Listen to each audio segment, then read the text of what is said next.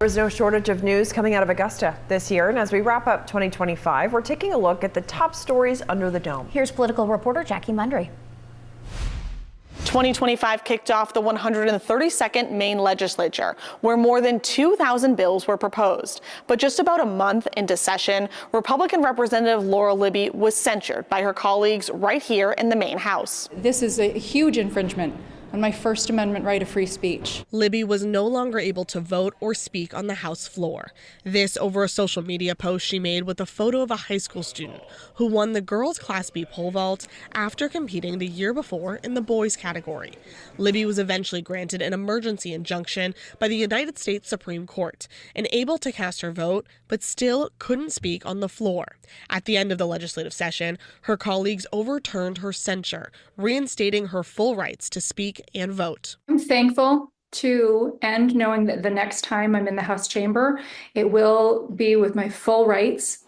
The Appropriations and Financial Affairs Committee then started working on both the supplemental and two-year state budget, but Republicans did not support either budget. My budget proposal maintains our commitments to Maine people. Governor Janet Mills unveiled her budget proposal in a press conference in January, and for the majority of the session, lawmakers heavily debated several of those proposals. They want to just write another blank check without doing anything that is going to actually result in any fiscal savings or real reform that needs to happen. The state supplemental budget was mostly about health care funding. At the time, the state was in a $118 million MaineCare shortfall. Because the funding was needed immediately, the budget needed to pass with a 2/3 majority.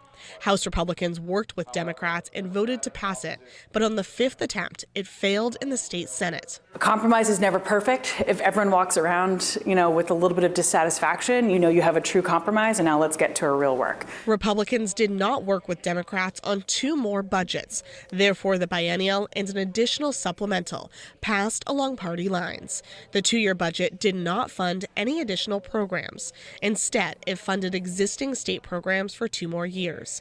The third budget funded new programs and imposed new taxes, including an increase on tobacco and marijuana taxes, a streaming tax, and a pension tax, all opposed by Republicans. We first have to recognize that this is a totally Democratic budget.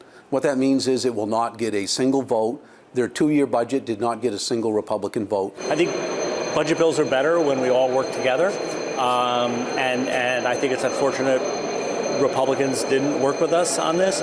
The legislature's Judiciary Committee saw long lines for public hearing testimony on issues like guns and LGBTQ+ issues. When we open the door to discrimination anywhere, whether it be sports, whether it be women's shelters, whether it be the Maine Human Rights Act, we open the door to discrimination everywhere. It's important that we stand up and that we speak out against this, because we need to make a change. People need to stand up and step out and call out the lies of this culture. Several Republican-backed bills to ban transgender athletes from participating in the sport or use the locker rooms of their gender identity, plus a bill to remove gender identity from a protected class of the Maine Human Rights Act, all failed in legislative chambers.